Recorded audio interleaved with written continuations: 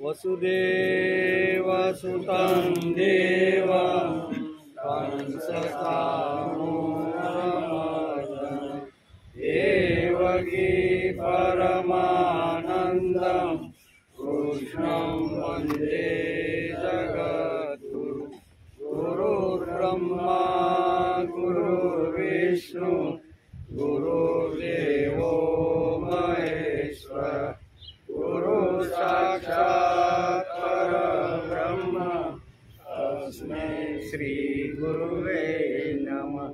नारायणं नमस्कृत्यं नरं चैव नरोत्तमं देवीं सरस्वतीं व्यासं ततो जयमुदीरयेत् ततो जयमुदीरयेत्।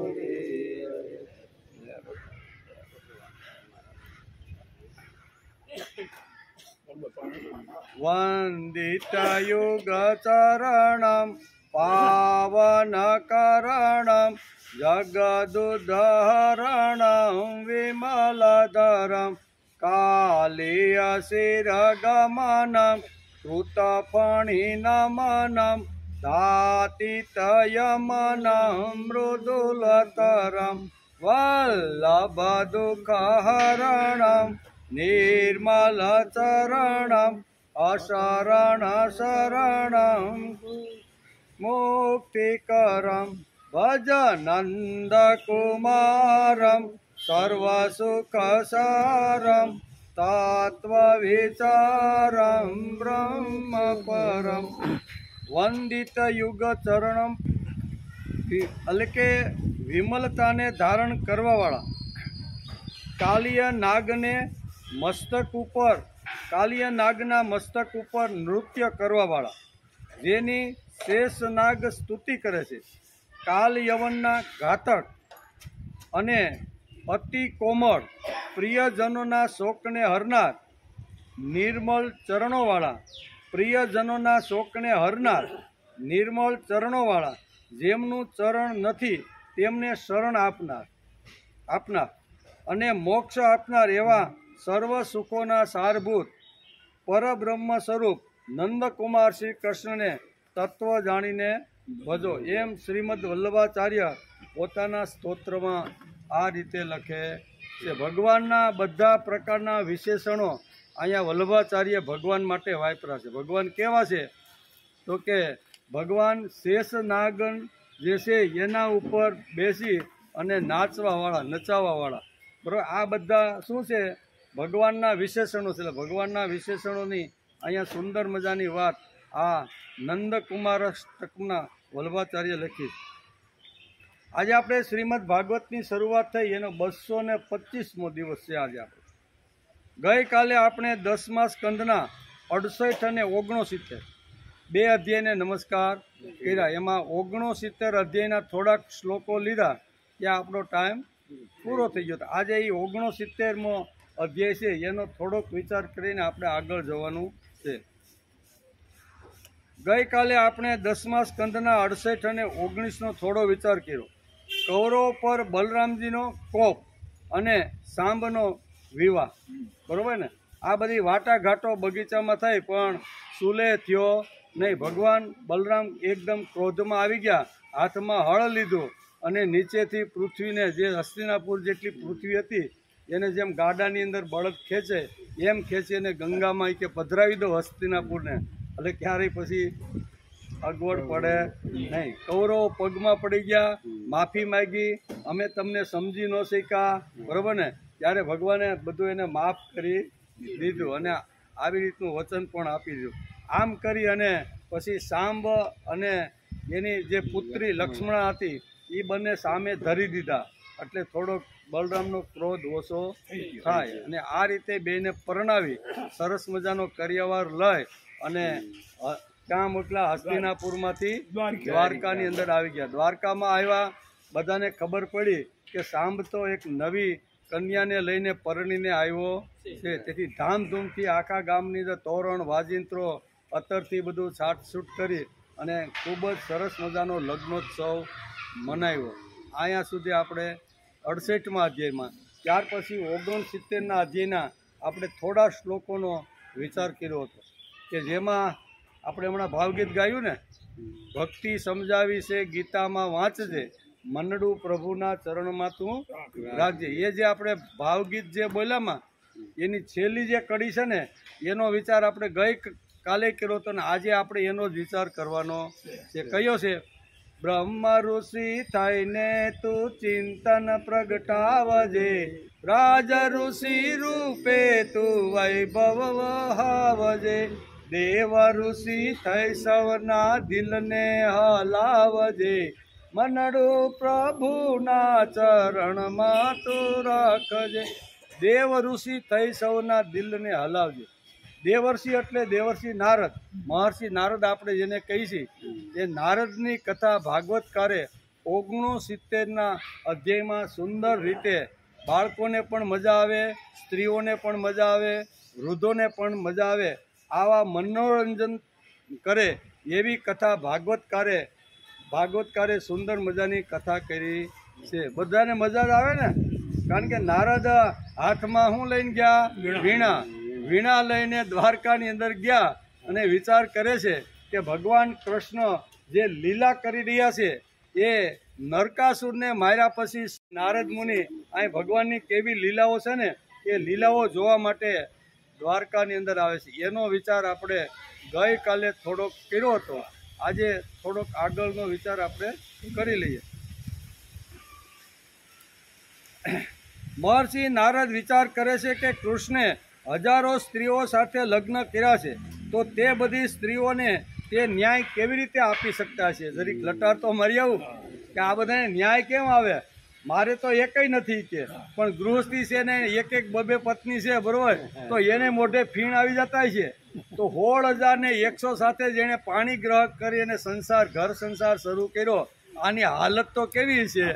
આની હાલત જરીક હું જોતો આવું. એમ કરી અને ભગવાન કૃષ્ણની જે લીલાઓ છે એ લીલાઓ જોવા માટે મહર્ષિ નારદ દ્વારકામાં પધાર્યા છે. તેથી મહર્ષિ નારદ કૃષ્ણનું કુટુંબ જોવા માટે દ્વારકાપુરીમાં આવે છે. કેવું કૃષ્ણનું કુટુંબ કેવું છે? રાણીઓ સાથે કેવો એનો વ્યવહાર છે, સમાજ સાથે કેવો વ્યવહાર છે, આટલા બધા કામો હોવા છતાં કૃષ્ણ કેવી રીતના રહે છે એ જરાક જોવા માટે, એના કુટુંબને જોવા માટે અહીંયા વેદવ્યાસ કહે છે મનોરંજન માણસને આવે ને એવો અધ્યાય અહીંયા ભાગવતકારે સુંદર મજાનો લખ્યો છે. તેથી મહર્ષિ નારદ કૃષ્ણનું કુટુંબ જોવા માટે દ્વારકાપુરીમાં આવે છે. ભાગવતકારે તેનું મનોરંજનાત્મક વર્ણન 69 અધ્યાયમાં કર્યું છે. તે આપણે ગઈકાલે થોડુંક જોયું હતું કે આવી રીતનું મનોરંજન માણસને થઈ જાય એવી રીતનું સુંદર મજાનું વર્ણન ભાગવતકારે વેદવ્યાસે ભાગવતની અંદર લખ્યું છે. બાળકો, વૃદ્ધો અને સ્ત્રીઓને તે વર્ણન વાંચવું અને સાંભળવું ગમે, બરોબર ને? આપણે આવી કથા હોય તો મજા આવે, એમ થાય કઈ 11:30 થઈ જાય કે 11 થઈ જાય ખબર પડતી નથી, એટલે બસ 11 થઈ જાય કે એમ ઘણી વાર. શા માટે? કે આપણે બધાને ગમે એમાં મનોરંજન વાતો બધી બહુ આવે આ અધ્યાયની અંદર. તેથી આપણે એનો વિચાર કરતા હતા. બાળકો, વૃદ્ધો અને સ્ત્રીઓને તે વર્ણન વાંચવું સાંભળવું ગમે છે.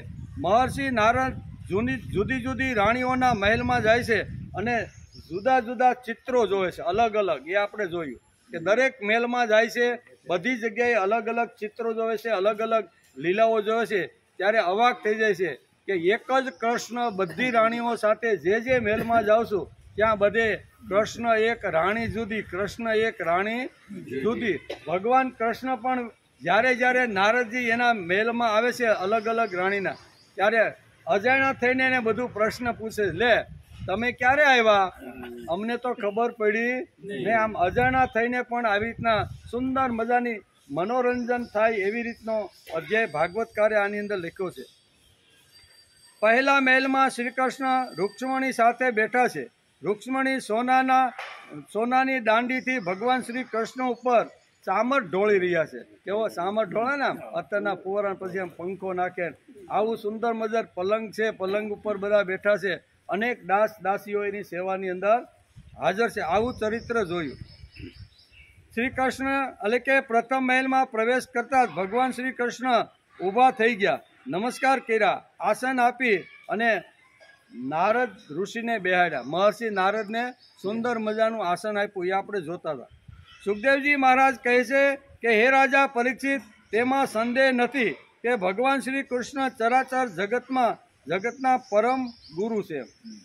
અહીંયા વેદવ્યાસ લખે છે, સુખદેવજી મહારાજ રાજા પરીક્ષિતને કહે છે કે આમાં આશ્ચર્ય પામવા જેવું નથી. ભગવાન તો ચરાચર વ્યાપ્ત રહેલા છે, બધા આખા જગતના ગુરુ છે. વસુદેવ સુતન દેવમ કંસ ચાણુર મર્દનમ દેવકી પરમાનંદમ કૃષ્ણમ વંદે જગત. આ કૃષ્ણ છે ને એ જગત આખાના ગુરુ છે. એમ અત્યારે અહીંયા કોણ કહે છે? સુખદેવજી મહારાજ રાજા પરીક્ષિતને આ કથા આગળ સમજાવતા કહે છે. તેમનું ચરણોદક ગંગાજળ સમસ્ત જગતને પવિત્ર કરવાવાળું છે. ભગવાનના ચરણમાં એકવાર માણસ જો પહોંચી જાય તો ગંગામાં જેમ ડૂબકી મારીએ અને આપણા પાપ નષ્ટ થઈ જાય, એવી રીતનું ભગવાનનું ચરણ છે. એકવાર ભગવાનના ચરણમાં માણસ પહોંચી જાય ને તો બધા જ પ્રકારના પાપો નષ્ટ થઈ જાય છે. એવું પવિત્ર ચરિત્ર અહીંયા નારદ મુનિએ આ બધા મહેલોની અંદર જોતા જોતા આગળ વધે છે. હે રાજા પરીક્ષિત, તેઓ પરમ ભક્ત વત્સલ તેમજ સંતોના પરમ આદર્શ તેમના સ્વામી છે. તેઓ બ્રાહ્મણોને જ પોતાના આરાધ્ય દેવ માને છે. તેથી રૂક્ષ્મણીના મહેલમાં આવતા જ ભગવાન ઊભા થઈ ગયા અને લાંબા થઈ અને જેમ લાકડી ઢળે ને એમ ભગવાન નારદ મુનિના ચરણમાં ઢળી ગયા. આ બહુ સરસ વર્ણન અહીંયા પ્રથમ અહીં 69માં અધ્યાયની અંદર વેદવ્યાસે લખ્યું છે અને અહીંયા સુખદેવજી મહારાજ રાજા પરીક્ષિતને સમજાવે છે. મહર્ષિ નારદજી પૂજા કરી ત્યાર પછી અમૃતથી પણ મીઠા મીઠા થોડા શબ્દમાં તેનું સ્વાગત અને સત્કાર કર્યું. એવા 10મા સ્કંદના અહીંયા 69ના અધ્યાયના 16મા શ્લોકની અંદર સુંદર મજાની આ વાત લખેલી છે. પ્રભુ, આપ તો સ્વયં સમગ્ર જ્ઞાન, વૈરાગ્ય, ધર્મ, યશ, શ્રી અને ઐશ્વર્યથી પૂર્ણ છો. આપની અમે શી સેવા કરી શકીએ? પ્રથમ મહેલમાં સ્વાગત વિધિ આ રીતે ભગવાને નારદ મુનિની કરેલી છે. બાળકોને ગમે, વૃદ્ધોને ગમે, સ્ત્રીઓને ગમે તેવું મનોરંજન પૂર્વક ચિત્ર ભાગવતકારે 10ના સ્કંદમાં 69મા અધ્યાયમાં આ સુંદર મજાનું વર્ણન કર્યું છે. ત્યાર પછી દેવર્ષિ નારદ યોગેશ્વરોના પણ ઈશ્વર ભગવાન શ્રી કૃષ્ણની યોગ માયાનું રહસ્ય જાણવા માટે તેમના બીજા પત્નીઓના મહેલમાં જાય. ભગવાન શ્રી કૃષ્ણ લીલા કરવા માટે અત્યારે દ્વારકામાં છે, તો ભગવાન કઈ ટાઈપની લીલા કરે છે અને આટલી 16,100 આવી રીતની જે કન્યાઓને કેવી રીતે સુખ શાંતિને સમાધાન જોવું જોઈએ, એમ જોવા માટે ભગવાન આવી રીતના નારદ મહર્ષિ હાથમાં વીણા લઈ અને દરેક મહેલની અંદર ફરતા રહેલા છે. અહીંયા પછી બીજા મહેલની અંદર આવે છે, એટલે કે બીજા મહેલની અંદર આવે છે યોગ માયાનું રહસ્ય.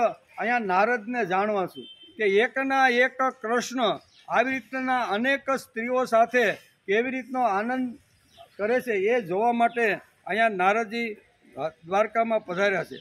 ત્યાર પછી દેવર્ષિ નારદ યોગેશ્વરોના પણ ઈશ્વર ભગવાન શ્રી કૃષ્ણની યોગ માયાનું રહસ્ય જાણવા માટે તેમના બીજા પત્નીઓના મહેલમાં ગયા. શ્રી કૃષ્ણ પોતાના પ્રાણપ્રિય એવા ઉદ્ધવજીની સાથે ચોપટ રમી રહ્યા હતા. ગઈકાલે આપણે જોતા હતા ને કે બીજા મહેલમાં ગયા ત્યારે ભગવાન શું કરતા હતા? કારણ કે ભગવાનની લીલા જોવા માટે જ અહીંયા દ્વારકાની અંદર મહર્ષિ નારદ પધાર્યા છે કે આ મારે જોવું છે કે કેવી રીતની લીલાઓ, જે ઉત્પત્તિ, સ્થિતિ અને લય કરવાળો જે ભગવાન છે એ માનવ શરીર ધારણ કરી અને અત્યારે દ્વારકાની અંદર અહીંયા વસુદેવના પુત્ર તરીકે જે આવ્યા છે એ કેવી રીતની લીલાઓ કરે છે એ મારે જરીક જોવું છે. જોવા માટે અને જોયા પછી આટલા સંસારમાં ડૂબા હોવા છતાં કેટલા મોટા કર્મ કરતા રહેલા છે એ બધું આ મારે યોગ માયાના બળથી ભગવાન જે કરે છે એ મારે સમજવું છે. તેથી જ મહર્ષિ વ્યાસ અહીંયા આવે છે, મહર્ષિ નારદ અહીં પધારે છે. શ્રી કૃષ્ણ પોતાના પ્રાણપ્રિય એવા ઉદ્ધવની સાથે ચોપાટ રમી રહ્યા છે. તેમનું પણ પૂજન કર્યું અને પૂછ્યું કે તમે ક્યારે આવ્યા? રૂક્ષમણીના મહેલમાંથી તો સીધા અત્યારે ઉદ્ધવની સાથે ચોપાટ રમે છે ત્યાં આવ્યા, પણ ભગવાન કૃષ્ણ એકદમ અજાણ્યા થઈ ગયા અને એક નવું જ રૂપ એની સામે હોય એવો વિચાર કરીને કહેશે કે પધારો પધારો, હમ આપકા સ્વાગત કરતે. એ ક્યારે તમે આવ્યા? એ કે અમને તો ચોપાટ રમતા ખબર પણ પડી નહીં, અમારું ધ્યાન તો ચોપાટ રમવામાં હતું, પણ તમે આવ્યા ક્યારે? એમ કરીને ભગવાન અહીંયા રીતના ઊભા થઈને અજાણ્યા હોય તેવી રીતનું અહીંયા નારદ મુનિને પૂછે છે. નારદ વિચાર કરતા થઈ ગયા કે જે સ્વરૂપ મેં રૂક્ષમણીના મહેલની અંદર જોયું એ જ સ્વરૂપ અહીંયા ઉદ્ધવની સાથે ચોપાટ રમી રહ્યું છે, અને છતાંય મને પૂછે છે કે તમે ક્યારે આવ્યા? એટલે અહીંયા યોગ માયાના બળથી ભગવાન દ્વારકામાં કેવી રીતની લીલાઓ કરે છે તે લીલાઓ જોવા માટે નારદ મુનિ અત્યારે દ્વારકામાં પધાર્યા છે. મહર્ષિ નારદજીને ભગવાને શ્રી કૃષ્ણે કહ્યું, અમે સંપૂર્ણ ગૃહસ્થી છીએ ભાઈ. કેવા ઊભા થઈ ગયા, બે હાથ જોડીને નમસ્કાર કર્યા કે ભાઈ તમારી જેમ અમે કાંઈ સંસાર નથી માંડ્યો એવું નથી, અમે તો સંસારી માણસો સહી. તમારે તો કાંઈ બાળકોની કે પત્નીની હાડી લાવવાની કે રાસ રસીલું લાવવાની તમારે કાંઈ ઉપાધિ નથી. તમે તો ત્રણેય લોકની અંદર ફરતા રહેલા મહર્ષિ છો. અમારે તો ભાઈ આ બધું લઈને બેઠા છીએ ભાઈ. ક્યારેક ઓલી પત્ની આમ કે તો આમ કરવાનું, આમ કે તો આમ કરવાનું. એટલે અમે તો બધા ગૃહસ્થી છીએ. એમ આ બીજા મેલમાં ગયા ત્યારે ભગવાન બહુ સ્પષ્ટતા કરે છે કે ભાઈ અમે અમારો ધન્ય ગૃહસ્થાશ્રમ જો આવી રીતનો ચાલતો રહેલો છે. ક્યારેક રમીએ સાથે, ક્યારેક જમીએ સાથે, ક્યારેક વાર્તાલાપ પણ કરીએ, ક્યારેક મનોરંજન કરીએ, ક્યારેક ઓળી રાણીઓને લઈને રથમાં બેસાડીને ફરવા પણ ગાર્ડનમાં લઈ જાય. અમે તો ભાઈ ગૃહસ્થી માણસો છીએ. એટલે અમે ગૃહસ્થી માણસો છીએ કેવા? તો કે સાનંદ સદનમ સુતાસ્ય સુધિય કાંતા પ્રિય ભાષિણી સન્મિત્રો સ્વયો સિતિરતી આજ્ઞા પરા સેવકા આતિથ્યમ શિવ પૂજનમ પ્રતિદિનેમ મિષ્ટાન પાનમ ગૃહે સાધો સંગમ ઉપાસતે સતતમ ધન્યો ગૃહસ્થાશ્રમ. અમારો કેવો છે? આ 9 પ્રકારની વાત ભગવાન અત્યારે નારદને કહે છે કે અમારો ધન્ય ગૃહસ્થાશ્રમ કેવો છે? સાનંદ સદનમ સુતાસ્યસી. અમે જે મહેલમાં રહી છીએ ને એમાં ક્યારેક હસીએ છીએ, ક્યારેક રમીએ છીએ, ક્યારેક ઓળી વાતની અંદર ઉગ્ર મારો સ્વભાવ થઈ જાય ને તો મારી પત્ની મારી સામે અઠવાડિયા સુધી પણ અબોલા કરી નાખે. આવો અમારો સંસાર છે. સાનંદ સદનમ સુતાસ્ય સુધિય કાંતા પ્રિય ભાષિણી. ક્યારેક મારી પત્ની આવી રીતની શાંતિથી મારી સાથે આનંદ પ્રમોદ કરતી, સુંદર મજાની મને ઉત્સાહ સ્ફૂર્તિ અને ચૈતન્ય આપતી મારી સાથે સુંદર મજાની વાણી બોલી રહી છે. આવો અમારો ધન્ય ગૃહસ્થાશ્રમ. તમારે તો કાંઈ વાંધો નહીં, તમારે તો કાંઈ આ લાવો ને હાડી લાવો ને નાકની નથડી તૂટી ગઈ છે ને હારમાં થોડાક મોતી નીકળી ગયા છે, તમે હોનીની ત્યાં જાઓ ને, નહીતર મારા આવું તમારે તો કાંઈ ઉપાધિ નથી. અમે તો સામાન્ય રીતે ગૃહસ્થ સ્વીકારી અને અમારો ધન્ય ગૃહસ્થાશ્રમ કેમ થાય એનો અમે પ્રયત્ન કરી છીએ. તમે ક્યારે આવ્યા એ પણ ખબર પડી નહીં. તેથી અમે ગૃહસ્થી છીએ તો અમે તમારું સ્વાગત અમારી શક્તિ પ્રમાણે અમે તમારું સ્વાગત કરી. એમ કરી અને નારદ મુનિનું ઉદ્ધવ જ્યાં રમે છે ત્યાં એનું સ્વાગત કરે છે. પ્રભુ આપ તો સ્વયં સમગ્ર જ્ઞાન વૈરાગ્ય ધર્મ યશ શ્રી અને ઐશ્વર્યની પૂર્ણ છો. આપની અમે શ્રી સેવા કરી શકીએ. બીજા મહેલમાં આવીને આ રીતે વાત કરી. બાળકોને ગમે ત્યાર પછી દેવર્ષિ નારદ આવી રીતના ઉદ્ધવ જ્યાં ચોપાટ રમે છે એ મહેલની અંદર આવ્યા. ભગવાન કે ક્યારે આવ્યા એ અમને ખબર પડી નહીં. મહર્ષિ નારદજીને ભગવાન શ્રી કૃષ્ણે કહ્યું, અમે સંપૂર્ણ ગૃહસ્થી છીએ, અમે સંસારી છીએ. આવી સ્થિતિમાં ભલા અમે તમારી શું સેવા કરીએ? તમે તો મોટા માણસો છો, તમને તો સંત તરીકે મહર્ષિ તરીકે જ્યાં ત્રિલોકમાં જ્યાં જાવશો ત્યાં તમારું એ દેવો હોય કે અસુરો હોય બધા જ તમારી આવી રીતની સેવા શુશ્રૂષા કરતા રહેલા છે. હું તમારી શું સેવા કરું? આવું ભગવાન બે હાથ જોડી અને અહીંયા મહર્ષિ નારદને આ વાત કરે છે. ભાગવતકારને અહીંયા ઋષિનું, સંતનું, મહાપુરુષનું અને બ્રાહ્મણનું કેટલું મહત્વ છે એ મહત્વ ભાગવતકારે વેદ વ્યાસે વધાર્યું છે કે સમાજની અંદર આવી રીતનો એક જે વર્ગ છે ને, જે વર્ગ સતત ફરતો જે રહેલો છે ને એનું મહત્વ ભગવાને વધાર્યું છે. નકર ક્યાં ઉત્પત્તિ સ્થિતિ લય કરવાવાળો ભગવાન ઉત્પન્ન પણ ભગવાન કરે છે, પાલન પોષણ પણ ભગવાન કરે છે. દરેકના શરીરમાં આવી અને પચામ્યનમ ચતુર્વિધમ કહી અને બધાનું ભરણ પોષણ કરે છે.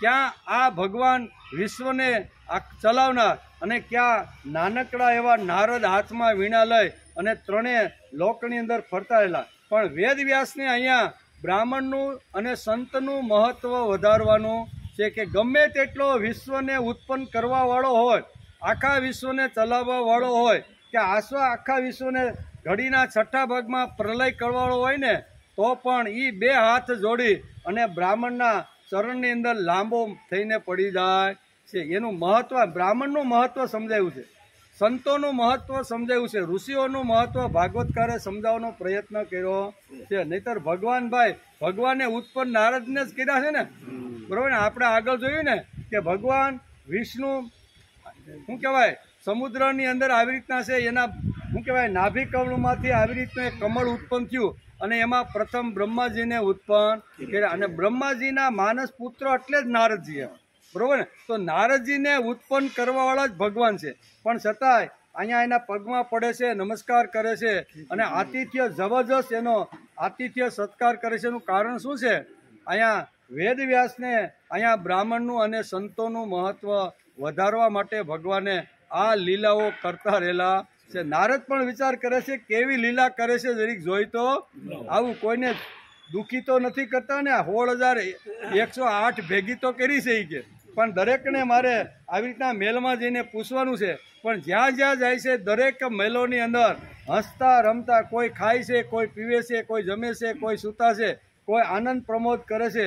અનેક પ્રકારની ભગવાન અલગ અલગ મેલની અંદર અલગ અલગ રાણીઓ સાથે આવી રીતની લીલા કરતા નારદ મુનિ જુએ છે, એમ અહીં ભાગવતકાર લખે છે. ત્રીજા મહેલમાં ગયા તો ભગવાન પોતાના બાલ બચ્ચાઓ સાથે રમી રહ્યા છે. કેવા પૌત્ર? હવે તો સાંબ અને અનિરુદ્ધ જેવા મોટા થઈ ગયા, એને પુત્ર થઈ ગયા. કેવા પૌત્રો સાથે આવા નાના બનીને કૃષ્ણ કેવા બન્યા છે?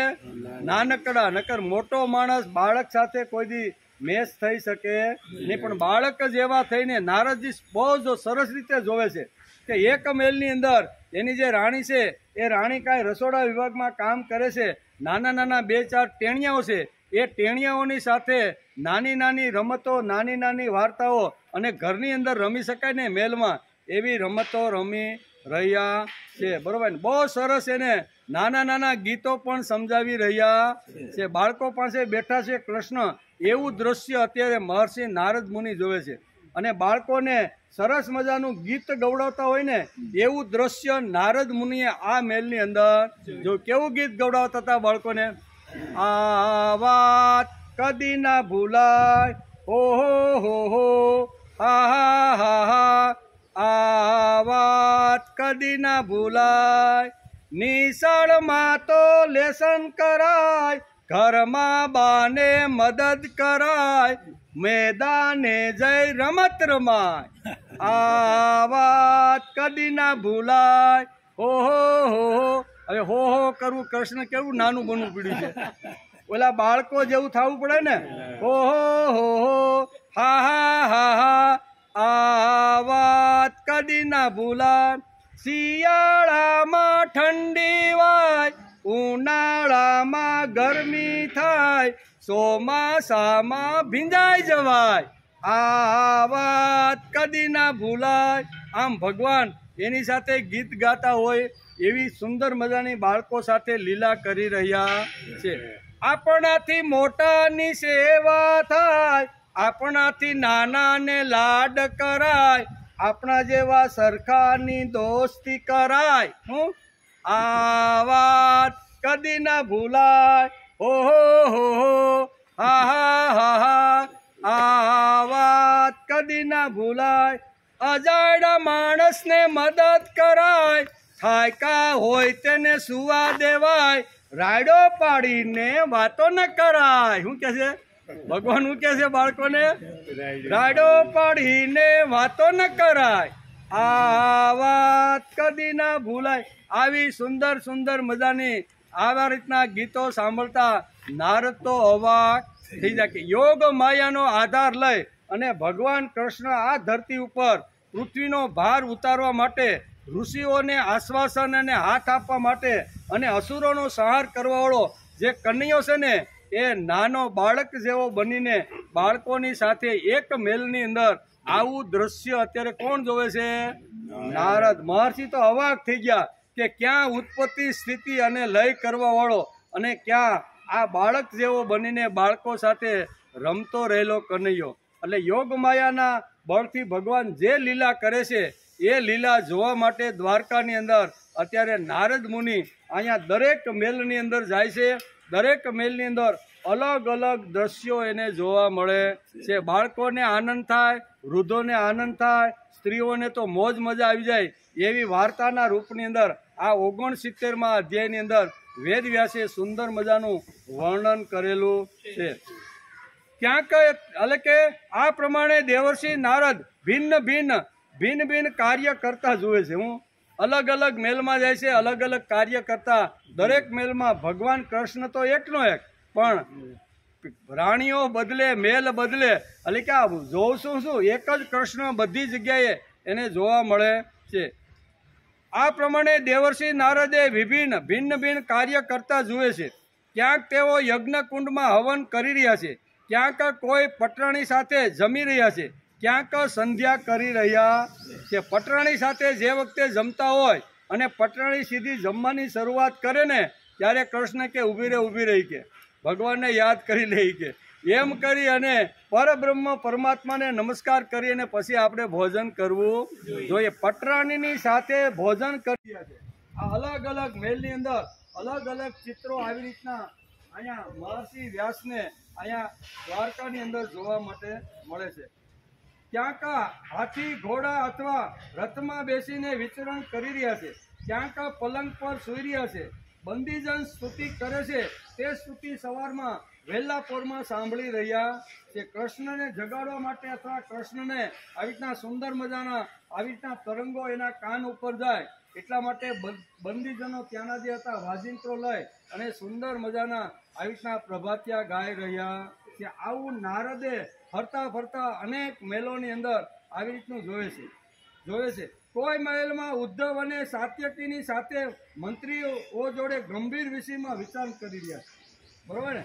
આ સાત્યકી અને ઉદ્ધવ એની સાથે ભગવાન કૃષ્ણ કોઈ મહેલની અંદર ગયા ને તો ત્યાં આવું દ્રશ્ય જોવા મળ્યું. કેવું? તો કે કોઈ વિચરણા, કોઈ આવી રીતનું સંકટ આવ્યું હોય અને એ સંકટમાંથી બહાર કેમ નીકળવું એની વિચરણા ઉદ્ધવ અને સાત્યકીની સાથે કરતા હોય એવું નારદ મુનિને આ મહેલની અંદર જોવા મળ્યું. એટલે કે આવી રીતનું મળ્યું. કોઈ મહેલમાં ઉદ્ધવ અને સાત્યકીની સાથે મંત્રીઓ જોડે ગંભીર વિષયમાં વિચારણા કરી રહ્યા છે અને કોઈ જગ્યાએ જલ ક્રીડા, તરણકુંડની અંદર સ્નાન કરતા હોય ને એવું પણ દ્રશ્ય જોવે છે. ક્યાંક શ્રેષ્ઠ બ્રાહ્મણોને વસ્ત્રભૂષણથી સજાવેલી ગાયોનું દાન કરી રહ્યા છે એ દ્રશ્ય જોયું કે સુંદર મજાની ગાયોને શણગારેલી છે, સુંદર મજાના શિંગડા સોનાથી આવી રીતના મઢેલા છે. એવી ગાયો બ્રાહ્મણોને જ્યારે દાનમાં આપતા હોય ને ત્યારે દાનવી તરીકે કૃષ્ણ આવી રીતના અહીંયા મહર્ષિ નારદને જોવા મળે છે કે કેટલો મોટો દાની, આટલી મોટી ગાયોના સોનાના સિંગ અને બ્રાહ્મણોને અત્યારે દાન કરી રહ્યા છે. કોઈ મહેલમાં એટલે કે વસ્ત્રાભૂષણથી દાન કરી રહ્યા છે તો ક્યાંક મંગલમય ઇતિહાસ પુરાણનું શ્રવણ કરી રહ્યા છે. આપણે જેમ ઇતિહાસ અને પુરાણોનું જે શ્રવણ કરીએ છીએ ને એવી રીતે ભગવાન પણ આવી રીતના કોઈ જગ્યાએ કોઈ આવી રીતના મહર્ષિ આવી રીતના જ્યારે વાંચન કરતા હોય ને ત્યારે શ્રવણ કરવા માટે ભગવાન કૃષ્ણ ત્યાં પહોંચી જાય છે. તેથી વેદ વ્યાસે લખ્યું છે કે સુંદર મજાનું દ્રશ્ય મહર્ષિ નારદને એક મહેલમાંથી અલગ અલગ રીતે આ બધું જોવા મળે છે. ક્યાંક શ્રેષ્ઠ બ્રાહ્મણો એટલે કે ક્યાંક શ્રેષ્ઠ બ્રાહ્મણો મંગલમય ઇતિહાસનું પુરાણોનું વર્ણન કરતા હોય છે ત્યાં ભગવાન કૃષ્ણ શાંતિથી બેઠી અને એકાગ્ર રીતે સાંભળે છે. સાંભળવું ખૂબ જ જરૂરી છે. તેથી જ આપણા વેદોની અંદર લખ્યું છે કે ઓમ ભદ્રમ કર્ણેભિ શૃણુયામ દેવા. શું લખ્યું છે? આપણે વેદ ખોલીને તો વેદની અંદર આ મંત્ર લખેલો છે. ઓમ ભદ્રમ કર્ણેભિ શૃણુયામ દેવા ભદ્રમ પશ્યે માક્ષભિ જત્યા ખીરે રંગે તુષ્ટ, આવું આખું સુંદર મજાના મંત્રોની અંદર લખ્યું છે. એમાં પહેલા જ મંત્રમાં પહેલી જ કડીમાં લખ્યું છે કે ઓમ ભદ્રમ કર્ણેભિ શૃણુયામ. શૃણુયામ એટલે સાંભળવું, ભદ્ર એટલે શ્રેષ્ઠ. શ્રેષ્ઠ વિચારો હંમેશા કાનની પાસે સાંભળવા જોઈએ, નબળો વિચાર નહીં. હું ઓમ ભદ્રમ કર્ણેભિ શૃણુયામ. કર્ણ એટલે કાન, શૃણુ એટલે સાંભળવું, અને ભદ્ર એટલે શ્રેષ્ઠ, દિવ્ય, તેજસ્વી. તેજસ્વી વિચારો હંમેશા કાનને રોજ સંભળાવવા જોઈએ. તેથી ભગવાન વિચાર કરે છે કે મારા કાનને પણ આવી રીતના સુંદર વિચારો મળે, એટલા માટે કોઈ ઇતિહાસકાર, પુરાણકાર કોઈ જગ્યાએ મહેલની અંદર કથા કરતા હોય છે તો ભગવાન કૃષ્ણ શાંતિથી એકાગ્ર ચિત્તે આ વિચારો સાંભળવા માટે બેસી જાય છે. એવું દ્રશ્ય નારદ મુનિએ અહીંયા જોયું. વિચાર કરે છે કે જેણે વેદો લખ્યા, વેદો જેના મુખારવિંદમાંથી પ્રગટ થયા છે, કેવા આ વેદો જેના મુખારવિંદમાંથી પ્રગટ થયા છે, એવા જ ભગવાન આવી રીતના વેદો અને આવી રીતના ઇતિહાસ અને પુરાણો સાંભળવા માટે બેસી ગયા. કે કેટલી નમ્રતા છે એ આ ભાગવતકાર આપને સમજાવે છે. આ શ્લોકની અંદર ભાગવતકાર સમજાવે છે કે આટલો મોટો મહાપુરુષ, આટલો મોટો અવતાર, આટલો મોટો જગતની ઉત્પત્તિ સ્થિતિ કરનાર, જેના મુખારવિંદમાંથી વેદો નીકળ્યા છે, જેના મુખારવિંદાના નાભી કમળમાંથી બ્રહ્માજીને પ્રગટ કર્યા છે, અને એ બ્રહ્માજીએ આખી સૃષ્ટિનું સર્જન કર્યું છે જેના દ્વારા.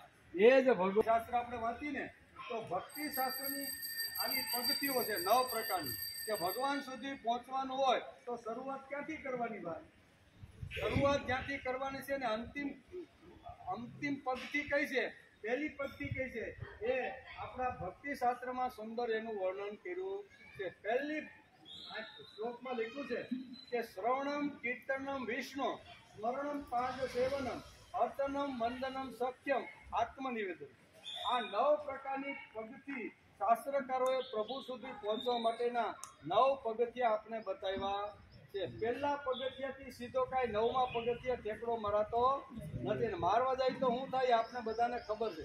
અરે ખાલી સીડી ઉપરથી એક જ પગથિયું સરકી ગયું હોય ને તોય ગોળો તૂટી જાય. કેમ બાપાને શું થયું, ચાલો એક પગ તૂટી ગયો તો પહેલું સીધે પહેલેથી 9મે સુધી જાય તો શું થાય, સીધું દાંતે તૂટી જાય ને. તેથી શાસ્ત્રકારોએ કીધું છે કે શ્રવણમ કીર્તનમ વિષ્ણુ સ્મરણમ પાદ સેવન.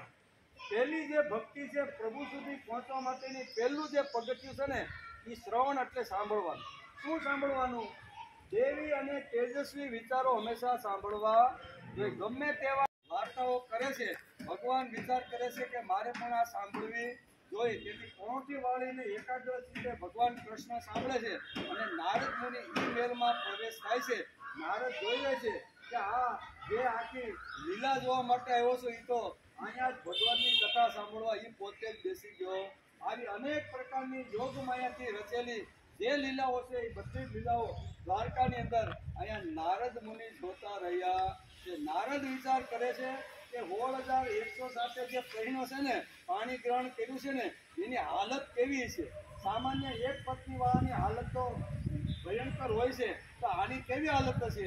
પણ કોઈ જગ્યાએ ખરાબ હાલત એને જોઈ નહીં. કાંઈ હસતા રમતા ક્રીડા કરતા, ખાવાનું પીવાનું બેસવાનું, પત્ની સાથે મનોરંજન કરવાનું, આવી રીતના જે કાંઈ સાત્યકી અથવા જે કાંઈ ઉદ્ધવ છે એની સાથે કઈ ઘટનામાં ક્યારે આ બધી જ વાતો કરતા અહીંયા રાજમહેલોની અંદર. અને કારણ કે 16,100 રાજમહેલ છે ભાઈ, એટલે આપણે એમાંથી કઈ બહાર નીકળી શકીએ એમ નથી, પણ ફરજિયાત પછી બહાર તો નીકળવું પડે ને, નકર તો પછી ભાગવત પૂરું થાય નહીં. તેથી કહે છે કે અનેક મહેલોની અંદર આવી રીતનું નારદ મુનિ ભગવાનની લીલા જોતા જોતા ધીમે ધીમે આગળ વધે છે.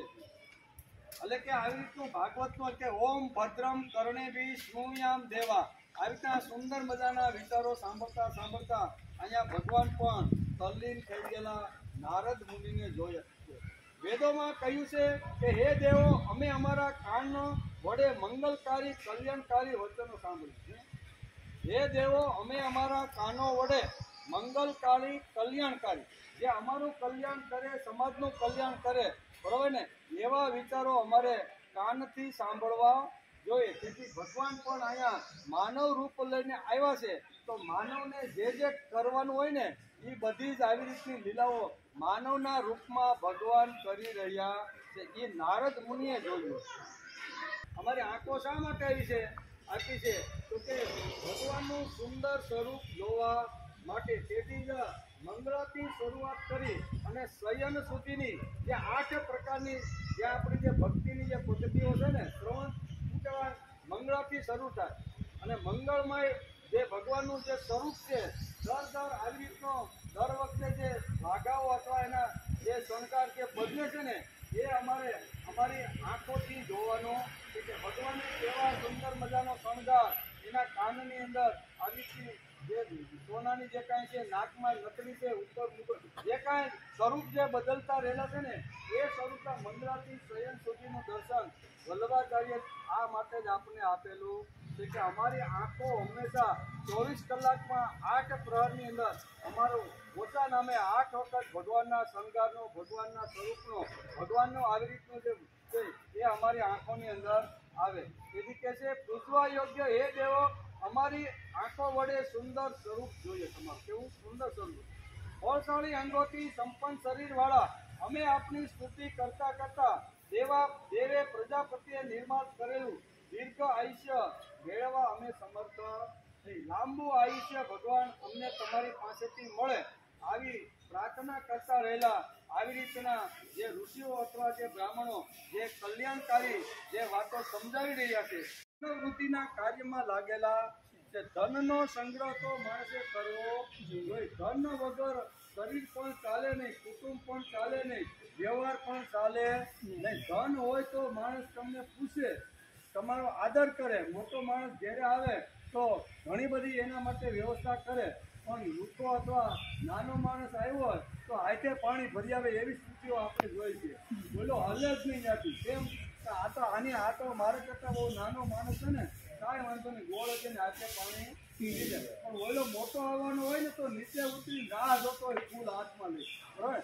તો કહે છે કે ધન હોય તો જ માણસની કિંમત છે. તેથી ભગવાન અહીં કહે છે કે ધનનો આવી રીતનો વિસ્તાર થાય, ધન કહેવાય દ્વારકાની તિજોરીમાં વધે, એના માટે ભગવાન પણ અહીંયા પ્રયત્ન કરતા રહેલા છે કે ધન કેમ વધે, ધન વધારે, ધનની વૃદ્ધિ કેમ થાય, એના માટે આ ભગવાન પ્રયત્ન કરતા હોય એવું દ્રશ્ય અત્યારે નારદ મુનિએ જોયું. કારણ કે ધન તો માણસને જોઈ. આપણા વેદોમાં પણ ઋષિઓએ અનેક પ્રકારનું ધન ભગવાન પાસે માગેલું છે કે ભગવાન તું અમને એટલો મોટો વૈભવ, એટલું મોટું ધન આપ કે એ ધનથી અમે અમારો સંસાર, અમે સારી રીતે સંસાર અમારો ચલાવી શકીએ. તેથી કીધું ને કે હરિ, વેદો વાંચી તો ખબર પડે, વેદોમાં લખ્યું છે હરિ ઓમ હિરણ્ય વર્ણામ સુવર્ણ રજસ્રામ ચંદ્રામ હિરણ્યમયી લક્ષ્મી જાત વેદોમાં આવ તામ આવહ જાત વેદો લક્ષ્મી અનપગામી.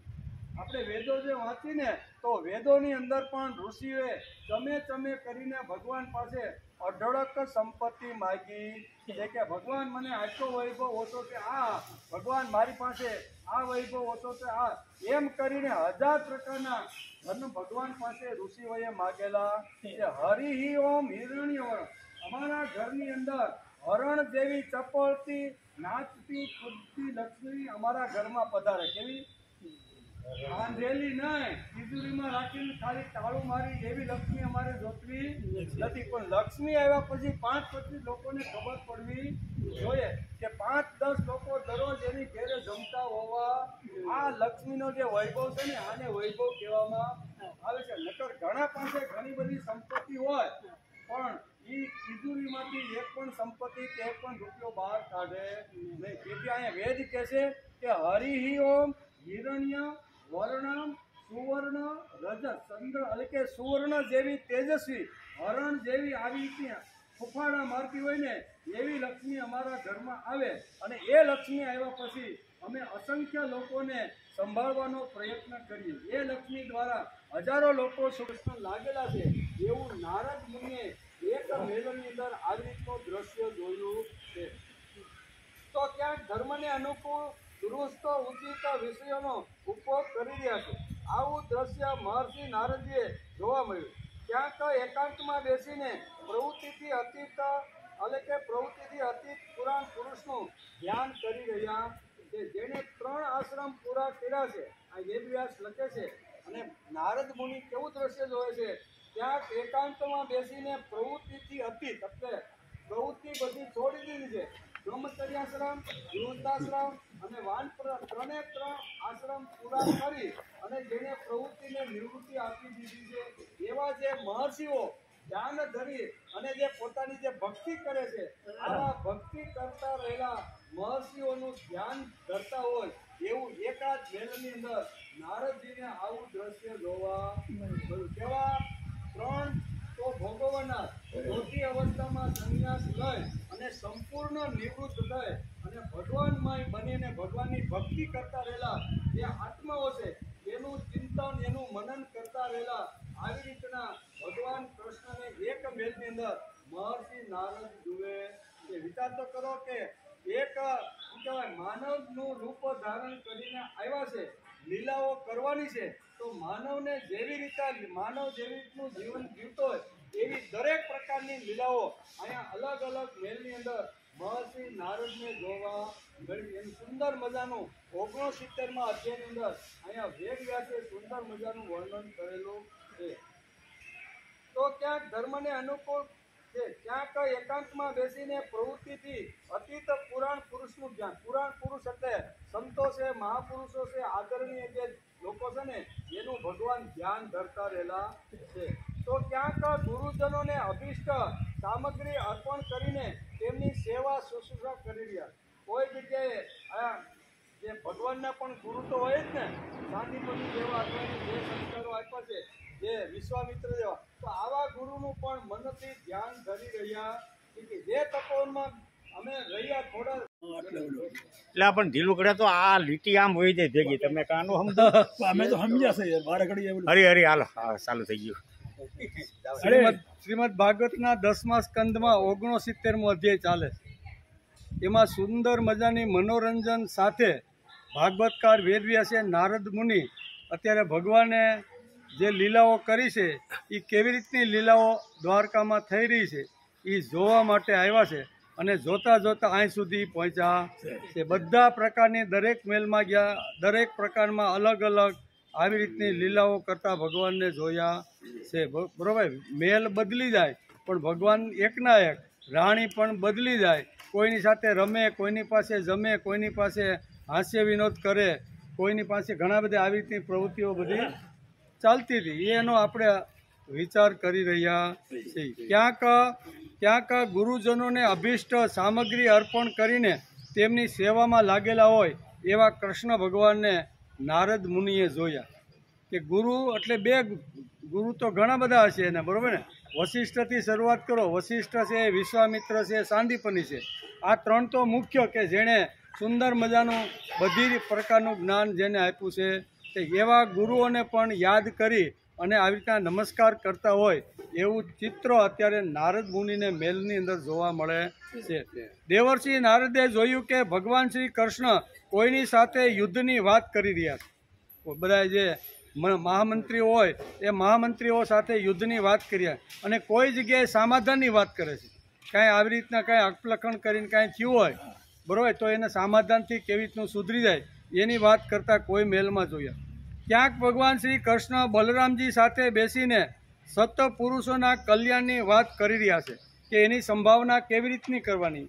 દ્વારકાની અંદર ઘણા બધા એવા સત્પુરુષો છે કે જે પોતાનો સ્વાર્થ ન જોતા, પોતાનો ભોગ ન જોતા, ધંધો નોકરી ન જોતા, ફક્ત ભગવાનની વાતો લઈને ભગવાનના વિચારો લઈ અને ગામડાઓની અંદર જે ફરે છે એમના માટે એની સંભાવના, એના માટે એના ઘરની જે કાંઈ આવી રીતની વ્યવસ્થા કેવી રીતની કરવાની એ ભગવાન બલરામજી સાથે વિચાર કરીને કહે છે કે આવા જે સત્પુરુષો છે જે અયાચક વ્રત ધારણ કરી પોતાનો રોટલો, પોતાનું ટિકિટ ભાડું લઈ અને ગામડાઓમાં ફરી અને સુસંસ્કૃત સમાજ બને એના માટે જે પ્રયત્ન કરે છે, તો એના માટે આપણે શું કરી શકીએ?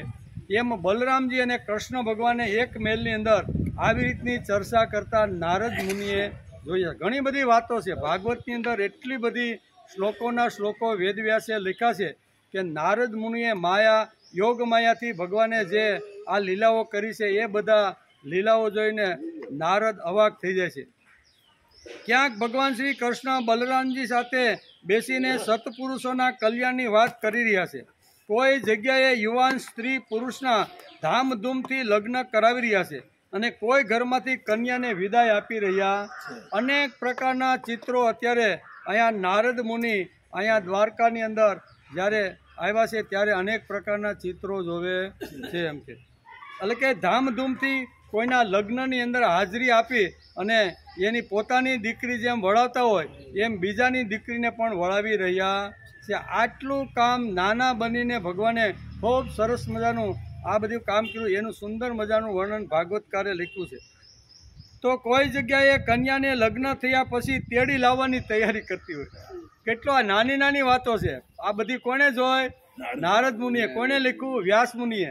વ્યાસ મુનિએ ભાગવતના 10મા સ્કંદના 69માં અધ્યાયની અંદર આ બધી વાતો લખેલી છે. કોઈની દીકરીના લગ્ન થયા પછી સાસરે ગઈ હોય અને બીજે દિવસે તેડવા જવાની હોય તો એને કોણ જશે, કોણ લેવા જશે, કોણ, આવી રીતની તૈયારીઓ પણ ભગવાન કરી રહ્યા છે. નાનું બનતા માણસને આવડવું જોઈએ તો જ હૃદયસ્થ થવાય, નકર થવાય નહીં. એમ તો કોઈ જગ્યાએ કન્યાના લગ્ન થયા પછી તેડી લાવવાની તૈયારી કરી રહ્યા છે.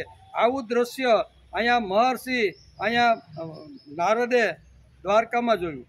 શ્રી કૃષ્ણના આ વિરાટ રૂપ જોઈને દ્વારકામાં બધી રીતે આશ્ચર્યચકિત નારદ મુનિ થઈ ગયા. એમ ક્યાંક મોટા મોટા યજ્ઞો દ્વારા સમસ્ત દેવતાનું યજન પૂજન કરતા, ક્યાંક કુવા, બગીચા, મઠ, ઇષ્ટપૂર્તિ કર્મ કરતા પણ જોયા. મોટા તળાવો કરવાના હોય ત્યાં પણ ભગવાનને જોવે છે. કુવા રિચાર્જ કરવાના હોય ત્યાં પણ ભગવાનને જોવે છે. મોટા મોટા આવી રીતના બગીચા, ગાર્ડન ડેવલપ કરવાના હોય તો ત્યાં પણ ભગવાનને જોતા રહ્યા. નારદ બધી જગ્યાએ ફરે છે, બધા મહેલોમાં જાય છે. અને મહેલ એટલે કાંઈ આપણા કાંઈ શું કહેવાય 50x50 બંગલાની વાત કરતા નથી. મહેલ એટલે વિશાળ હોય, એમાં બધા તળાવો હોય, વૃક્ષો હોય, વન, નાના નાના ઘણું બધું મોટું એક એક મહેલમાં હોય છે. આ બધું નારદ મુનિ જોતા જોતા આગળ આવે છે. ક્યાંક યાદવોની વચ્ચે સિંધુ દેશના ઘોડા ઉપર બેસીને મૃગ્યા ખેલવા વનમાં જતા હોય એવું પણ દ્રશ્ય નારદ મુનિએ જોયું.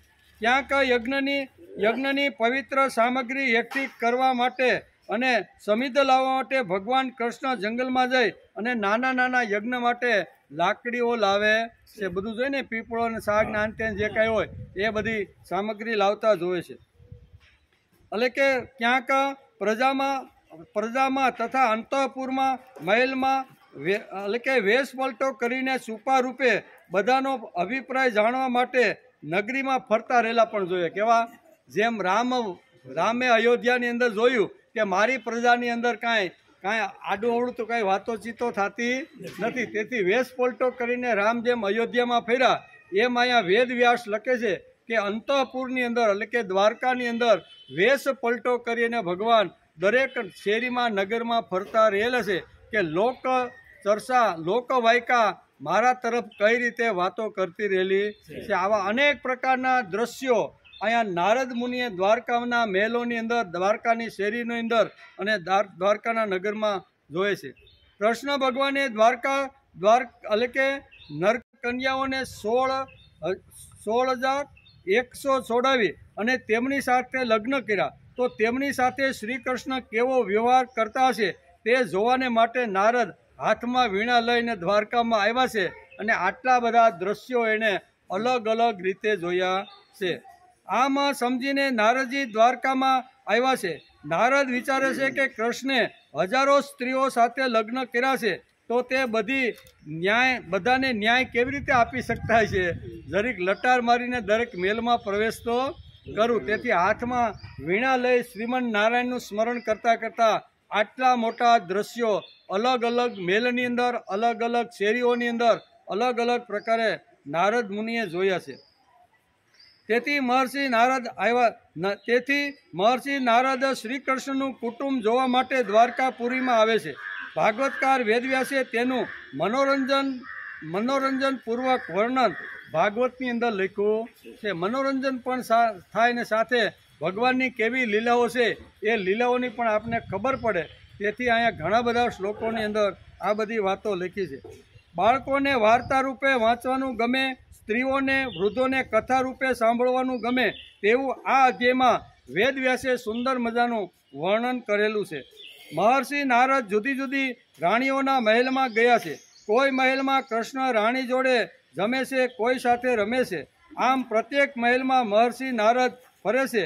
તો એકેય ઘર એવું ન હતું કે જ્યાં શ્રી કૃષ્ણની હાજરી ન હોય. દરેક મહેલની અંદર એણે જોયું ને કે 16,100 નરકાસુરના નરકાદ્વારમાંથી છોડાવીને લાવ્યા અને એની સાથે એણે પાણી ગ્રહણ કર્યું છે. તો આ કન્યાઓની હાલત કેવી છે? તો અહીંયા બધા જ મહેલોની અંદર નારદ ઘણા સમય સુધી રહે અને ભગવાનનું સ્મરણ કરતાં કરતાં દરેક મહેલની અંદર જાય છે. બધા જ મહેલની અંદર હસતી રમતી કિલોલ કૂદન કરતી આવી એની પટરાણીઓને બધીને જોયું છે. એમ નારદ અવાક થઈ ગયા કે ભગવાન કૃષ્ણ બધી જ જગ્યાએ, કૃષ્ણ ક્યાં નથી? તો કે કૃષ્ણ બધી જ જગ્યાએ છે એવું નારદ વિચારે છે. મહર્ષિ નારદ જુદી જુદી રાણીઓના મહેલમાં જાય છે. આમ પ્રત્યેક મહેલમાં મહર્ષિ નારદ ફરે છે. તો એકેય ઘર એવું ન હતું કે જ્યાં શ્રી કૃષ્ણની હાજરી ન હોય. ભાગવતમાં અહીં ભાગવતનું સર્વવ્યાપક સમજાયું છે. કેવું? ભગવાન કેવા છે? સર્વવ્યાપક. ભાગવતકારને આ કૃષ્ણ ચરિત્ર અને નારદ મુનિનો દ્વારકામાં જે પ્રવેશ અને એણે જે દ્રશ્ય જોયા એ દ્રશ્યના માધ્યમથી અહીંયા ભાગવતકાર વેદવ્યાસ લખે છે કે ભગવાન સર્વવ્યાપક છે. અણુથી માંડી અને દરેકની અંદર ભગવાન વ્યાપ્ત થઈને રહેલો છે. કોઈ જગ્યાએ દ્રશ્યમાન છે અને કોઈ જગ્યાએ દૂર હોય તો આપણે જોઈ શકતા નથી, પણ એની અંદર ભગવાન તો આવીને બેઠો છે. આવું ચરિત્ર બતાવવા માટે ભાગવતકારે અહીંયા સુંદર મજાનું વર્ણન કર્યું છે. ભાગવતમાં અહીં ભગવાનનું સર્વવ્યાપક સમજાવ્યું છે. જે ઈશાવાસ્યમ ઉપનિષદમાં પણ ભગવાને આ જ વાત સમજાવી છે. એ જ વાત ભાગવતની અંદર, એટલે શરૂઆતમાં આપણે જોતા હતા કે શ્રીમદ ભાગવતની રચના વેદવ્યાસે કરી ત્યારે એમાં કયા કયા શબ્દો અને કયા આવી રીતના પાત્રોને ચરિત્રો લીધા. ત્યારે આપણે જોતા હતા કે વેદ છે, ઉપનિષદ છે, ગીતા છે, પુરાણો છે, બ્રહ્મસૂત્રો છે, દરેકમાંથી ભાગવતકારે નિચોડ કરી અને બધાનું જે તત્વ અને સત્વ હતું એ શ્રીમદ ભાગવતના અહીંયા 18,000 શ્લોક અને 12 સ્કંદની અંદર નિરૂપણ કર્યું છે. એ આપણે જોતા હતા. તેથી અહીંયા એક શ્લોકની અંદર ભાગવતકાર લખે છે કે ભગવાન શરૂઆતમાં એટલે કે બધી જગ્યાએ સ્થિર થઈને રહેલો છે. એમ ઈશાવાસ્ય ઉપનિષદનો પ્રથમ મંત્ર આપણે જો ખોલીને વાંચીને ઈશાવાસ્ય ઉપનિષદ તો એની અંદર પણ આ જ વાત લખેલી છે. એ જ વાત ભાગવતકારે અહીંયા 10મા સ્કંદના 69માં અધ્યાયની અંદર આ જ વાત લખેલી છે. ઈશાવાસ્યનો એક શ્લોક અહીં ભાગવતકારે અહીંયા ભાગવતની અંદર મૂકી દીધો. એ શ્લોક કયો છે? તો કે ઈશાવાસ્ય ઇદમ સર્વમ યત્કિંચિન જગત્યાન જગત તેન ત્યક્તેન ભુજિથા મા ગૃદ્ધ કશ્ય સ્વિદન. આ જે બેઠો જે શ્લોક છે ને એ ભાગવતકારે વેદવ્યાસની અંદર ભાગવતની અંદર પણ આ જ ભગવાન શ્રી કૃષ્ણ સર્વવ્યાપક છે. ઈશથી વ્યાપ્ત થયેલું આ જગત છે. એમાં ઘણીવાર આપણે બહારથી જોઈ શકીએ છીએ અને ઘણીવાર અહીંથી 500 કિલોમીટર દૂર આપણું ઘર હોય તો જોઈ શકતા નથી, પણ ત્યાં પણ ભગવાન વ્યાપ્ત થઈને રહેલો છે કે નહીં? એટલે કે ઈશાવાસ્ય ઇદમ સર્વમ. ઈશ એટલે ભગવાન. ભગવાનનો વાસ બધી જગ્યાએ છે. ઈશાવાસ્ય ઇદમ સર્વમ યત્કિંચિન જગત્યાન જગત. આ જગતનું જે સર્જન કર્યું છે, સર્જનની અંદર દરેક જે કાંઈ અણુથી માંડી અને ઠેઠ મનુષ્ય સુધીનું જે સૃષ્ટિનું સર્જન કર્યું છે એમાં ભગવાન વ્યાપ્ત થઈને રહેલો છે. એવું અહીં ભાગવતકાર અહીંયા આ અધ્યાયની અંદર આપને સમજાવવા માગે છે. એટલા જ ભાગવતકારે આ વાર્તા રૂપ ઊભી કરી છે. પણ થયું હશે તેમાં પણ શંકા નથી. લખ્યું છે તો થયું જ હશે. ભગવાન માટે અશક્ય કંઈ નથી. મહર્ષિ નારદજીને તો ખબર હતી કે કૃષ્ણ ભગવાન છે, તેમને બિલકુલ શંકા નહોતી. એમ નારદ મુનિને શંકા હતી નહીં, પણ હજારો વર્ષ પછી કોઈ જો આ ચરિત્ર વાંચે એના પણ મગજમાં આવી શંકા ન આવે તેટલા માટે અહીંયા નારદે પણ આ બધો આખો પ્રોગ્રામ ઘડી અને સમાજ સામે મૂકવાનો પ્રયત્ન કર્યો છે. ભગવાન માટે એટલે કે ભગવાન માટે હતી કે કૃષ્ણ એ ભગવાન જ છે, તેમને બિલકુલ શંકા નહોતી. આવું અદ્ભુત જ્યારે સાર્વજનીય થાય છે ત્યારે તેના બારામાં વિચારવું પડે છે. આનું કારણ આવો ચમત્કાર જો ભગવાન કરત તો કંસ, જરાસંઘ અને દુર્યોધન મૂર્ખ થોડા જ હતા કે કૃષ્ણનું ન માને? તો તેમણે ભગવાનનું શા માટે ન માન્યું? મહર્ષિ નારદ તો બધું જ સમજતા હતા. ભગવાનનું સર્વવ્યાપક સમજાવવા માટે આ વાર્તા 10મા સ્કંદના 69ના અધ્યાયમાં આ વાર્તા રૂપે વેદવ્યાસે લખી છે, જે બાળકો, સ્ત્રીઓ અને વૃદ્ધોને આ વાર્તા સારી રીતે મજા પડી જાય એવી છે. સુખદેવજી રાજા પરીક્ષિતને કહે છે કે આ રીતે મનુષ્ય લીલા કરી રહેલા ભગવાન શ્રી કૃષ્ણની યોગમાયાનો વૈભવ જોઈ મહર્ષિ નારદ હસતા હસતા આ પ્રમાણે ભગવાનની રજા લઈ અને દ્વારકા છોડીને જવા માટે ભગવાન કૃષ્ણના મહેલની અંદર આવે છે, એમ ભાગવતકાર વેદવ્યાસ લખે છે. હે રાજા પરીક્ષિત, આ પ્રમાણે મનુષ્ય જેવી લીલા કરી રહેલા ભગવાન શ્રી કૃષ્ણની યોગમાયાનો વૈભવ જોઈને દેવર્ષિ નારદજીએ હસતા હસતા ભગવાનને આ પ્રમાણે કીધું. બરોબર, આટલું બધું એણે જોયું કે 16,100 મહેલમાં ફેર્યા છે, ઘણો બધો સમય પણ લાગ્યો છે, ઘણા બધા દ્રશ્યો જોયા. એટલે 2 હાથ જોડી ભગવાનનું સ્મરણ કરતા કરતા નારદ ભગવાનના મહેલમાં પાછા આવે છે અને ભગવાનને 2 હાથ જોડીને નારદ મુનિ કહે છે. શું કીધું? અથો વાસ ઋષિકેશમ નારદ પ્રસન્નિવ યોગ માયા વીક્ષમ માનુષી મીયુષમ ગતિ વિદામ યોગ માયાસ્તે દુર્દશા અપી માયિના યોગેશ્વરાત્મા નિર્ભાત્મા ભવત્યા પદ્મવેશય. યોગેશ્વરનું નામ ઘણી જગ્યાએ ઘણા બધા શ્લોકની અંદર, ભાગવતની અંદર પણ વેદવ્યાસે લખ્યું છે. એટલે યોગેશ્વર એ આપણા માટે હવે કાંઈ નવો શબ્દ નથી. શરૂઆતમાં જ્યારે ગામડામાં 40 વર્ષ પહેલાં અમે જતા ને ત્યારે ઘણા લોકો કહેતા આ યોગેશ્વર વાળા આવ્યા, નવો યોગેશ્વર ક્યાંથી કાઢ્યો? કૃષ્ણ હતા, રામ હતા, શિવ હતા, આ બધા હતા, અને આ નવો યોગેશ્વર કાઢ્યો ક્યાંથી? પણ જેમ જેમ લોકો જ્ઞાની થતા ગયા, ગીતા વાંચતા ગયા, ઉપનિષદો વાંચતા ગયા, ભાગવત વાંચતા ગયા, ત્યારે બધા લોકોને ખબર પડી કે આ લોકો કાંઈ નવું લઈને આવ્યા નથી. ભગવાનના જે હજારો નામ છે એ માયલું એક નામ એટલે યોગેશ્વર. આ બધી વાતો અહીંયા આ 2 શ્લોકની અંદર ભાગવતકારે સમજાવવાનો પ્રયત્ન કર્યો છે. એટલે કહે છે કે ભગવાન પાસે જઈને કહે છે કે હે યોગેશ્વર, હે આત્મદેવ, આપની યોગમાયા બ્રહ્માજી વગેરે મોટા મોટા માયાઓ પણ મન સમજી શક્યા નથી, એના માટે પણ અગમ્ય છે. કેવી? પરંતુ હું આપની યોગ માયાનું રહસ્ય કેવી રીતે જાણી શકું એમ? કેમ કે આપના ચરણ કમળની સેવા કરવાથી તે સ્વયં મારી સામે પ્રગટ થઈ જાય છે. દેવતાઓના પણ આરાધ્ય દેવ હે ભગવાન, 14 ભુવન આપના સુયશથી પરિપૂર્ણ થઈ રહ્યા છે. એમ 2 હાથ જોડી અને નારદ મુનિ અત્યારે ભગવાનને કહે છે કે તમે તો 14 બ્રહ્માંડના નાથ, 14 બ્રહ્માંડનો નાથ બન્યો છે. આપણે જે ભાવગીત ગાયું ને, બરોબર ને, તો એની અંદર પણ 14 બ્રહ્માંડનો નાથ, એટલે 7 ઉપરના અને 7 નીચેના, આવા 14 બ્રહ્માંડ છે, બરોબર ને, 7 ઉપર ને 7 નીચેના. તો કે એના તમે નાથ છો, એના તમે આરાધ્ય દેવ છો. 14 ભુવન આપણા સુયશથી પરિપૂર્ણ થઈ રહ્યા છે.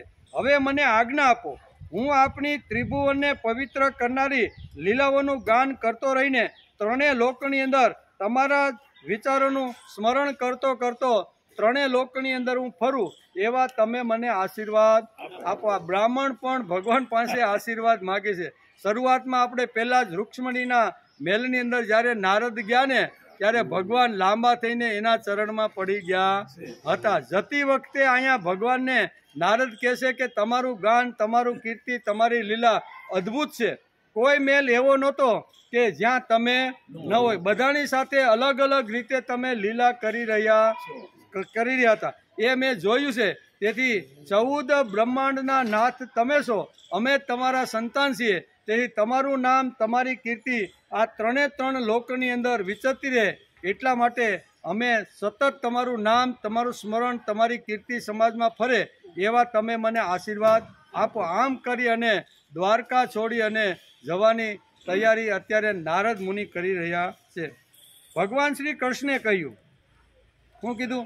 બ્રહ્મણ ધર્મસ્ય વક્તા કર્તા તનોદમોદિતા તસ્સિક્ય કિલ લોકમ અસ્થિત પુત્રમાખિદ.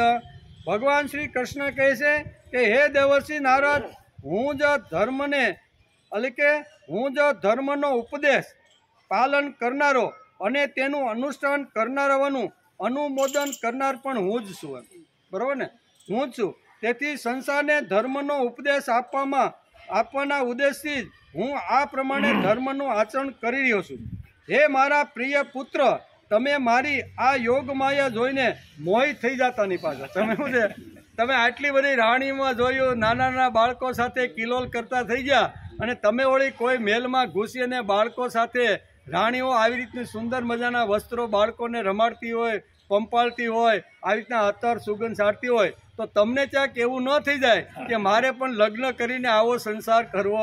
ભગવાને લાલ લાઈટ નારદજીને બતાવે છે કે આટલી જગ્યાએ તમે ફર્યા, અલગ અલગ દ્રશ્યો જોઈ, ધર્મ કેવી રીતનો હોય એનું તમે સુંદર મજાનું આવી રીતની વાતો થઈ ગઈ છે, પણ તમને ક્યાંક એવી રીતનું થાય નહીં કે હવે મારે પણ લગ્ન કરે. આ ગૃહસ્થી લોકો કેટલો આનંદ કરે છે.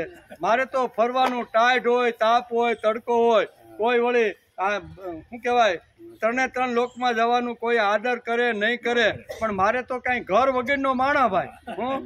એટલે તમારા મનમાં એવો વિચાર ન આવે કે મારે આવી રીતના લગ્ન કરીને સંસાર કરવાનો છે. એવું ભગવાન અહીં લાલ લાટ અત્યારે અહીંયા કહે છે. અને વાર્તામાં છે ને, વાર્તા પણ તમે સાંભળી પણ હશે. પુરાણમાં એક વાર્તા આવે છે. ભગવાને આવું બધું સંસારમાં જોયું, એક દિવસ વિચાર કરવા લાગ્યા કે આ બધાને પત્નીઓ છે, બાળકો છે, બધા એની સેવા સંભાળ રાખે છે, તો હું લગ્ન કરી લઉં. અને મને ભગવાન પાસે તો 16,108 છે કે હાલની એની જ પાસે, બીજા પાસે માગું, બીજાને એને લગ્ન કરવા, એમાંથી ભગવાન એકાદી મને જો આપી દે ને તો મારો સંસાર સારામાં સારો. પુરાણમાં એક વાર્તા છે આ, બરોબર ને? પણ એ વાર્તા લાંબી છે, આપણે કરવી નથી. પણ અત્યારે કહેવાનો અર્થ કે ભગવાને પણ અહીંયા લાલ લાઈટ બતાવી છે કે આટલો મોટો સંસાર, આટલો મોટો વૈભવ, આટલા મોટો ગૃહસ્થીનું સુંદર મજાનું ધન્ય ગૃહસ્થાશ્રમ જોયો, અને એમાં તમે લપસી ન જાતા, એમ ભગવાન અત્યારે જતા જતા નારદને આ સૂચન કરે. લપટવાનું નથી એમ, ભલે તમે જોયું બધું, બરોબર ને? આ પ્રમાણે ભગવાન શ્રી કૃષ્ણ ગૃહસ્થનો પવિત્ર કરનાર શ્રેષ્ઠ ધર્મનું આચરણ કરી રહ્યા હતા. જોકે તેઓ એક જ છે, છતાં પણ દેવર્ષિ નારદજીએ તેમને દરેક પત્નીના મહેલમાં અલગ અલગ આવી રીતના જોયા. એટલે તમારું મન આવી રીતનું ગૃહસ્થાશ્રમ ધારણ કરવાનું ન થાય એનું તમે ધ્યાન રાખજો. આમ કરી અને ભગવાન અહીંયા નારદ મુનિને આવી લાલ લાઈટ બતાવે છે. હા, ભગવાન શ્રી કૃષ્ણની શક્તિ અનંત છે. તેમની યોગમાયાનું પરમ ઐશ્વર્ય વારંવાર જોઈને દેવર્ષિ નારદજીના વિસ્મય અને ઉત્કંઠાની સીમા ન રહી. આટલું બધું સુંદર મજાનું ઘણા દિવસો સુધી બધું રહ્યા છે, બધા મહેલોમાં ઘૂમ્યા, આપણે જોયું એ રીતે ઘણા બધા શ્લોકની અંદર વેદવ્યાસે વર્ણન કર્યું છે દરેક મહેલોનું, ગૃહસ્થાશ્રમનું. પછી ઘણી બધી વાતો જે નારદે જોઈ એની અંદર આ આશ્ચર્ય ચકિત થઈ ગયા, એની ઉત્કંઠાની કોઈ સીમા રહી નહીં. એમ રાજા પરીક્ષિતને અત્યારે સુખદેવજી મહારાજ આ પ્રમાણે સંભળાવે છે. દ્વારકામાં ભગવાન શ્રી કૃષ્ણ ગૃહસ્થની જેમાં એવું આચરણ કરતા હતા જાણે ધર્મ, અર્થ, કામ અને પુરુષાર્થોના તેમની બહુ શ્રદ્ધા હોય. તેમણે દેવર્ષિ નારદજીનું બહુ સન્માન કર્યું. તેઓ અત્યંત પ્રસન્ન થઈને ભગવાનના ગુણગાન ગાતા રહીને ત્યાંથી પ્રસ્થાન કરી ગયા. ભગવાનને નમસ્કાર કર્યા, ભગવાનના ગુણગાન ગાતા ગાતા અહીંયા રાજા પરીક્ષિતને અત્યારે સુખદેવજી મહારાજ કહે છે કે ઘણા સમય સુધી નારદજી આવી રીતના ક્યાં રહ્યા? દ્વારકાની અંદર રહ્યા. બધી લીલાઓ, ભગવાનની જે માયા હતી, લીલાઓ હતી, અને એના મનમાં જે શંકા હતી, જે એ કાળના નારદના મનમાં જે કાંઈ શંકા છે, એ કળિયુગના નારદના મનમાં આ શંકા ન આવે. તેથી ભાગવતકારે આ ચોખવટ આ જે લીખો, કારણ કે એ નારદના મનમાં શંકા આવી હતી કે 16,100ની સાથે જેણે જે કન્યા સાથે લગ્ન કર્યા તો એનો સંસાર, એનો વ્યવહાર કેવો હશે? આ જરીક જોઈ તો આવું. એને એ શંકા ઊભી થઈ, તેથી એ દ્વારકાની અંદર એનો કુટુંબ જોવા માટે, સંસાર જોવા માટે કે કેવી રીતના રહેતા, એને શંકા ઊભી થઈ. અહીંયા ભાગવતકાર વેદવ્યાસ લખે છે કે હજારો વર્ષ પછી કળિયુગનો માણસ જ્યારે આ શ્રીમદ ભાગવત મહાપુરુષના હાથમાં લઈને જ્યારે વાંચે ને તો એના મનમાં શંકા ન રહે, તેથી નારદ મુનિનું ચરિત્ર ઊભું કરીને આ આખી વાર્તા ભાગવતકારે લખી કાઢી છે. એના મનમાં શંકા તો હતી જ નહીં. 3 લોકની અંદર જે ફરે છે, વિચરે છે, ભગવાનનું નામ લઈને ઘૂમે છે અને ભગવાન જ જેને દિવસમાં 3 વખત પગે લાગે છે, આવા મહર્ષિના મનમાં કોઈ શંકા તો હોય જ નહીં. પણ આપણા જેવા કળિયુગના નારદની અંદર આ શંકા ઊભી ન થાય, તેથી ભાગવતકારે સુંદર મજાનો આ આખો અધ્યાય આવી રીતનો લખ્યો છે. અહીં કહે છે કે તેમણે ધર્મ અર્થ કામરૂપ પુરુષાર્થોની તેમની બહુ શ્રદ્ધા હોય છે. તેમણે દેવર્ષિ નારદનું બહુ સન્માન કર્યું. તેઓ અત્યંત પ્રસન્ન થઈને ભગવાનના ગુણગાન ગાતા રહીને ત્યાંથી પ્રસ્થાન કરી ગયા. હે રાજન, રાજન એટલે પરીક્ષિત, સુખદેવજી મહારાજ કહે છે કે હે રાજા પરીક્ષિત, ભગવાન નારાયણ સંપૂર્ણ જગતના કલ્યાણ માટે પોતાની અચિંત્ય મહાશક્તિ યોગ માયાનો સ્વીકાર કરે છે અને આ રીતે મનુષ્ય જેવી લીલા કરે છે. દ્વારકાપુરીમાં 16,100થી પણ અધિક એટલે કે પત્નીઓ પોતાની લજ્જાયુક્ત અને પ્રેમભરી દ્રષ્ટિ તથા મંદ મંદ હાસ્ય સાથે તેમની સેવા કરતી રહેલી છે. કોઈને આવી રીતનો અભાવ નથી, બધાને પ્રેમ અને ભાવ છે અને તેઓ તેમની સાથે વિહાર કરતા હતા. ભગવાન શ્રી કૃષ્ણે જે લીલાઓ કરી છે તેવી લીલા બીજું કોઈ કરી શકતું નથી. એને જોઈને જો આપણે કરવા જઈએ ને તો આપણે ફસાઈ જઈએ. આપણે તો એકને માંડ હાસ્ય વ્યક્ત હોય, બરોબર ને, તો બીજા સાથે લીલા કરવા જાય તો ફસાઈ જાય છે. અને અહીં ભાગવતકાર વેદવ્યાસ લાલ લાઈટ બતાવે છે કે ભગવાને યોગ માયાના બળથી 16,100 કરતાં પણ વધારે જે કન્યાઓ સાથે જે લીલાઓ કરી છે એ લીલાઓ તમારે કરવાની નથી, એમ ભાગવતકાર કહે છે. હું નહીંતર તમે ફસાય જાશો, સમાજમાં તમારું મોઢું કોઈ બતાવવા જેવું રહેશે નહીં, કારણ કે તમારું ચારિત્ર લૂજ થઈ જશે. તેથી આ શ્લોકની અંદર લાલ લાઈટ પણ અહીંયા ભાગવતકાર વેદવ્યાસે બતાવી દીધી છે. ભગવાને કીધું છે ને એટલું કરીએ તો બસ છે. ભગવાન કૃષ્ણએ જે કીધું આપણે કે પરિત્રાણાય સાધુનામ વિનાશાય 10 દુઃખ, આટલી વાત તમે સ્વીકારો તો પણ ઘણું છે. અનપેક્ષ સુશીર્દક્ષ ઉદાસીનો ગતવ્યથ સર્વારંભ પરિત્યાગી યો મદ ભક્ત સમે પ્રિય. ભગવાને આટલો જે સંદેશો આપને કરવા માટે જે આપ્યો છે એ કરીએ તો આપણા માટે ઘણું છે. પણ એણે જે લીલાઓ કરી છે એવી લીલાઓ જો આપણે સમાજમાં કરવા જઈએ તો આપણે સમાજમાંથી ફેંકાઈ જઈએ છીએ. તેથી આ શ્લોક ખાસ આવી રીતનો લખ્યો છે કે ભગવાન શ્રી કૃષ્ણે જે લીલાઓ કરી છે તેવી લીલા બીજું હજી કોઈ કરી શકતું નથી. અને જો કરવા જાય ને તો સમાજમાં એ બે બદામનો થઈ જાય, આપણી ભાષામાં કેવું હોય તો થઈ જાય. હે રાજા પરીક્ષિત, તેઓ વિશ્વની ઉત્પત્તિ, સ્થિતિ અને પ્રલયના પરમ કારણ છે. જે તેમની લીલાઓનું ગાન શ્રવણ કરે છે અને ગાન શ્રવણ કરનારાઓનું અનુમોદન કરે છે. 2 વાત આવી રીતના આ બંને એકાબીજાના અનુમોદન જે કરતા રહેલા છે તે એ બંનેનો સ્વર્ગરૂપી ભગવાન શ્રી કૃષ્ણના ચરણોમાં પરમ મન ધરીને એનો મોક્ષ પણ થઈ જાય છે. એટલે સાંભળવાનું કેટલું મહત્વ છે, બોલવાનું કેટલું મહત્વ છે. એટલે શ્રોતા અને વક્તાનું બંનેનું આ શ્લોકની અંદર અહીંયા ભાગવતકારે આવી રીતનું વર્ણન કર્યું છે. ઇતિ શ્રીમદ ભાગવતે મહાપુરાણે પારમહંસ્યા સંહિતાયા 10મ સ્કંદે ઉત્તરાર્ધ શ્રી કૃષ્ણ ગાર્હસ્ય દર્શનમ નામે કો સપ્તતોધ્યાય. 10મા સ્કંદના ઉત્તરાર્ધ અંતર્ગત શ્રી કૃષ્ણના ગ્રાહસ્યનું દર્શન નામનો 69મો અધ્યાય સમાપ્ત છે. 69ના અધ્યાયની અંદર 45 શ્લોકની અંદર ભગવાને આખા નારદને શું કહેવાય ક્યાં લેવા દ્વારકામાં બધું બતાવ્યું, એનું સુંદર મજાનું વર્ણન સાંભળ્યું છે. આવતીકાલે આપણે આવશું ત્યારે 70મો અધ્યાય. એમાં ભગવાન શ્રી કૃષ્ણની દિનચર્યા, ભગવાન દિનચર્યા સવારે 5 વાગ્યાથી ઉઠી રાતના 10 વાગ્યા સુધી ભગવાન કેવી રીતની દિનચર્યા કરે તેનું વર્ણન છે. તેમની પાસે જરાસંઘના કેદી રાજાઓનું દૂતનું આવવું, બરાબર ને. આ 2 પ્રસંગ ભાગવતકારે અહીંયા 70મા અધ્યાયમાં લખ્યા છે. એનો વિચાર આવતીકાલે. આપણે ક્યાં ઉતાવળ છે. ચાલો પ્રાર્થના ટાઈમ થઈ ગયો. वसुदेवसुतं देवं हंसचाणूरमर्दनं देवकी परमानन्दं कृष्णं वन्दे जगद्गुरु गुरुर्ब्रह्मा गुरुर्विष्णु गुरुर्देवो महेश्वर गुरुर्साक्षात् परब्रह्म तस्मै श्रीगुरुवे नमः नारायणं नमस्कृत्यं नरं चैव नरोत्तमं देवीं सरस्वती व्यासं ततो जयमुदीरये ततो जय